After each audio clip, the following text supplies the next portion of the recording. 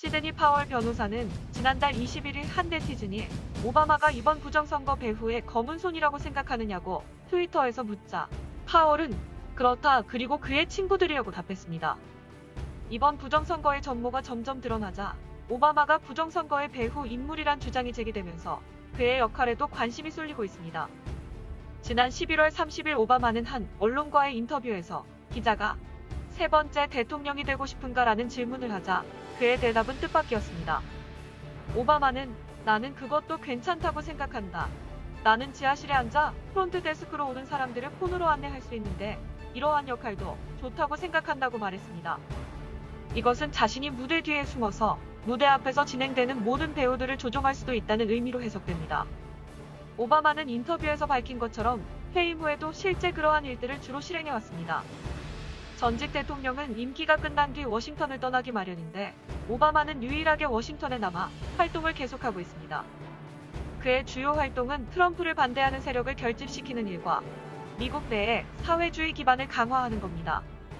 트럼프 대통령은 2017년 취임 직후 팍스뉴스와 인터뷰에서 오바마가 인수인계팀을 불법으로 도청하고 비밀리에 나를 반대하는 작전을 수행했다고 비난하면서 계속 뒤에서 정치를 하는 것 같다.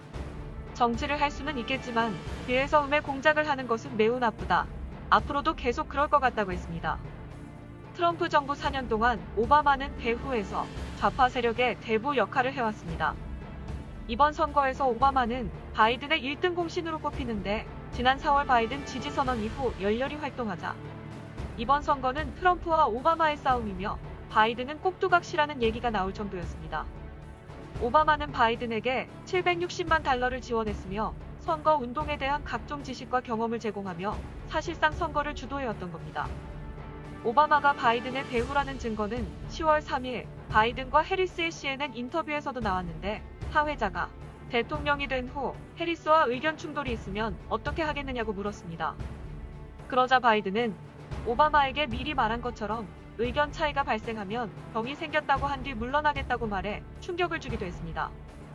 또 사회주의 신봉자인 오바마는 민주당의 젊은 의원들에게 많은 기회를 제공하라고 요구해왔습니다. 그가 말하는 젊은 의원들은 좌파 사회주의 이념을 가진 젊은이를 말합니다. 대표적으로 좌파 조직인 AOC 출신 포르테즈 의원을 언급했는데 민주당은 이념적 성향을 고려해야 하며 AOC 출신의 젊은이들에게 더 많은 활동 기반을 제공해야 한다고 주장했습니다. AOC는 성적 자유권을 주장하는 좌파 단체로 포르테즈는 하원의 좌파 대표 중 한 명이며 실제로 사회주의자입니다. 오바마는 이 젊은 사회주의자에게 좌파를 결집시켜 트럼프와 계속 싸워야 한다고 촉구해왔습니다. 한편으로 오바마는 이번 대선 부정선거에도 연루된 정황이 적발됐습니다. 이번 선거 부정에 초점이 된 도미니언 시스템에 자신의 정치 조직 인디비저블이 연결됐음이 드러난 겁니다. 인디비저블은 오바마를 지원하는 좌파 조직인 지역사회 조직개혁연합의 승계 조직입니다. 에이콘은 미국의 여러 정치 사건에 개입해왔는데 2004년에는 플로리다에서 선거 사기에 연루됐습니다. 수만 명의 사람들을 민주당 지역에서 투표하도록 등록하면서 많은 유권자 사기 사건을 발생시켰습니다. 2008년 10월 10일 US 뉴스의 보도에도 에이콘은 수만 명의 사람을 민주당 지역에서 투표하도록 하는 불법을 자행했습니다. 당시 민주당 대통령 후보인 오바마는 에이콘의 유권자 등록을 돕기 위해 조직에 80만 달러를 기부했습니다.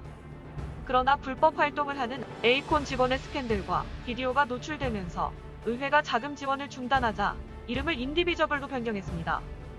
이번 파월 변호사의 조지아주 고소장에 인디비저블이 나오는데 이 단체가 선거일 밤에 도미니언 시스템에 접속한 겁니다. 미 공군 중장 출신의 정보 분석가 토머스 맥키너니는 방송 워룸에 출연해 스코어 카드 시스템의 존재를 밝혔습니다. 이 시스템은 오바마 정부 시절 미 중앙정보국이 개발한 외국의 선거 조작용 시스템인데 오바마 행정부 때 민영화되어 선거에 사용됐습니다. 맥키너니는 스코어 카드는 시스템에 삽입돼 중앙과 지역의 데이터 전송 과정에서 작동하기 때문에 가장 탐지하기 어려운 형태의 조작이라고 했습니다. 또 집계 조작이 드러나지 않도록 한 번에 3% 이내로 소량만 조작하기 때문에 어떠한 문제도 발생하지 않는다고 하면서 이 시스템은 유권자 사기를 위한 민주당 최고의 무기라고 경고하기도 했습니다. 파월 변호사 역시 지난 8일 폭스뉴스와 인터뷰에서 병합주 개표 과정에서 공통적으로 바이든이 3%포인트 이내 우세 현상이 나타났다고 지적했습니다. 맥케너니는 또 인디비저블 웹사이트의 도메인을 분석한 결과 2단계 도메인 이름이 스코어카드라는 사실을 발견했다고 증언했습니다. 인디비저블 조직원이 스코어카드가 심어진 도미니언에 들어가서 개표를 조작한 겁니다.